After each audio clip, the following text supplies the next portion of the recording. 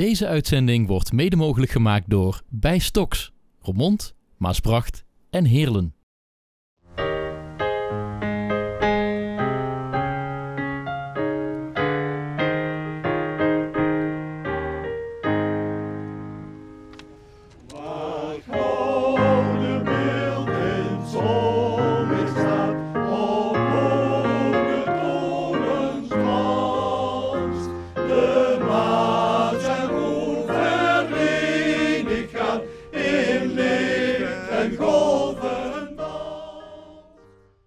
Waar de brede stroom der Maas statig zeewaarts vloeit, weelderig sappig veldgewas, kostelijk groeit en bloeit.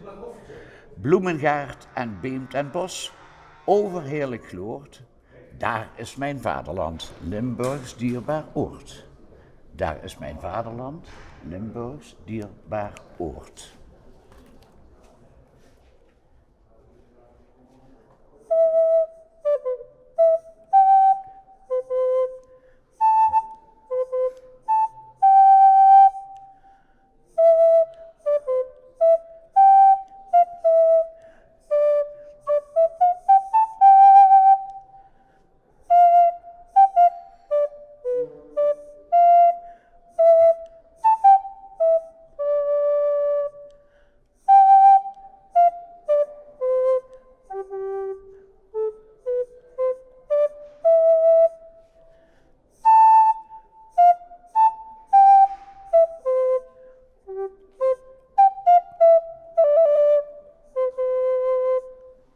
Frans, waar heb je me heen gebracht?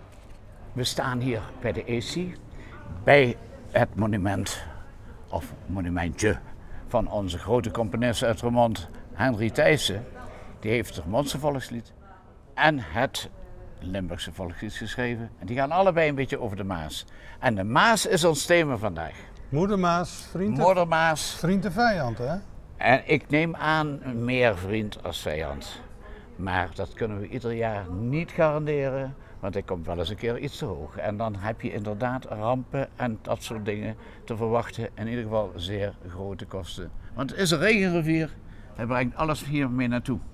Frans, even een vraagje. De Maas, zoals die nu langs de Roermond ligt, is dat origineel? Ja, ik heb dus een oude kaart gevonden van de Maas. Niet gekanaliseerd, zonder sluizen. En dat was een grillige rivier, die liep helemaal zo in verschillende eilandjes tussen. En die ging origineel langs de Hornerkant. Langs het kasteel van Horn, als het ware, daar liep de Maas.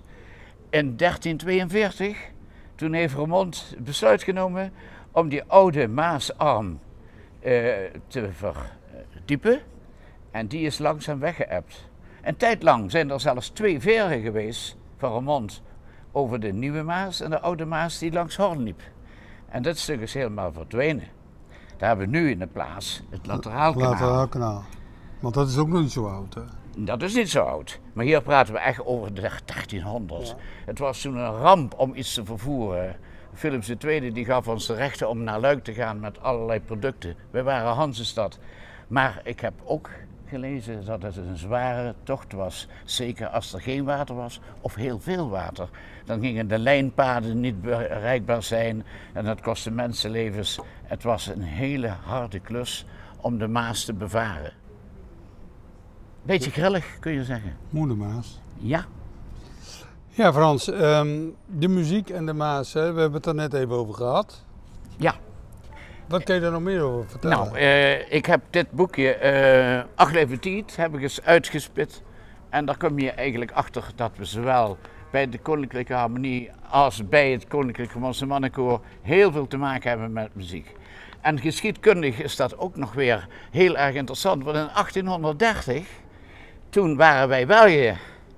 En toen werd hier vlakbij bij de Hambrug, bij de Rode Brug en de Hambeek, werd de harmonie ingehuldigd. Die hadden de eerste prijs gehaald in Brussel. Brussel was onze hoofdstad. Muziek is altijd boventoon geweest in ons kleine muzikale stadje. Okay. Nou, en volgens mij heb jij een koor geregeld vandaag. En daar moeten we naartoe, want die staan op ons te wachten en die hebben een heel leuk plekje uitgekozen.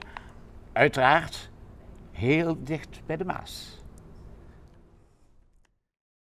En Frans, we staan hier bij de Beutjes. Ja, helemaal. De beutjes maken het hier uit in Roermond. Er zijn 14 havens, 4000 beutjes liggen rondom de stad. En kleine beutjes, grote beutjes. En ik wil er heel kort iets over zeggen, want daarna gaat het. De zangers van het Koninklijk Remuntse Mannenkoor gaan dan een liedje over de beutjes zingen.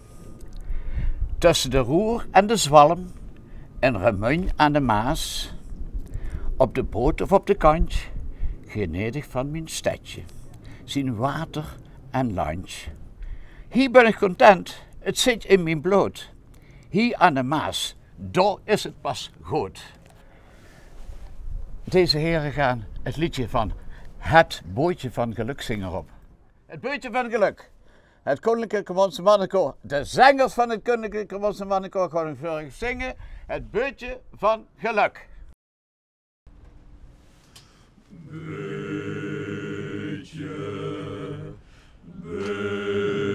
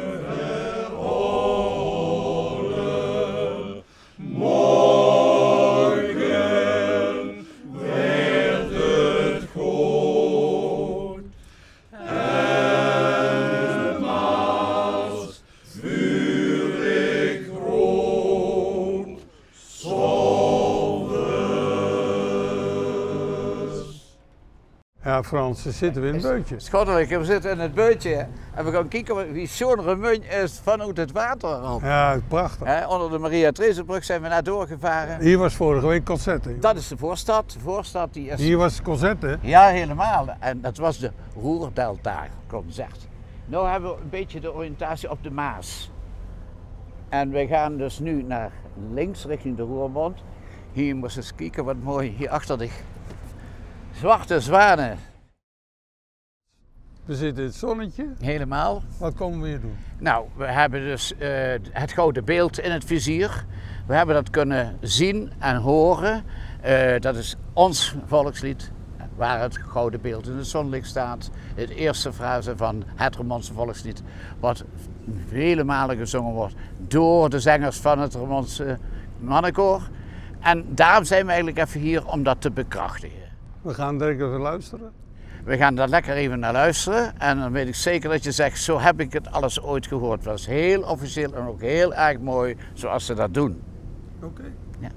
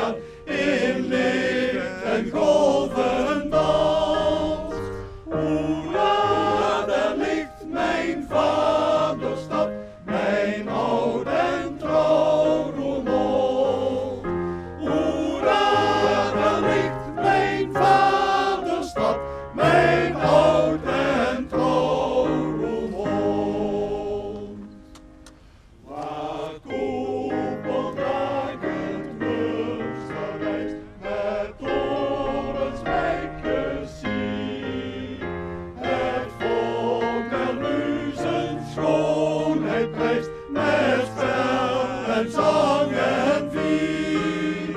Hoera, daar ligt mijn vaderstad, mijn oud en trouw Roermond. Hoera, daar ligt mijn vaderstad, mijn oud en trouw Roermond. Ja, Frans, dat was prachtig. Ja, schitterend. Het heeft me een beetje een kippenvelmoment gegeven. En het gouden beeld, daar komen we nog een keer tegen. Maar Ja, dan moeten we even doorvaren. Dat is een heel mooi project. Je ziet het bijna niet van de kant uit. Maar de schippers die binnenkomen in deze haven zien allemaal in hele grote letters gedrukt op de damwand, als het ware uitgefreesd, waar het gouden beeld in het zonlicht staat. ja, Frans, hier staat de tekst. Ja, het is fantastisch. We hebben eerst het gouden beeld gezien op de toren van de kathedraal. De beschermer van de reizigers, van de Roermondenaren en van de schippers.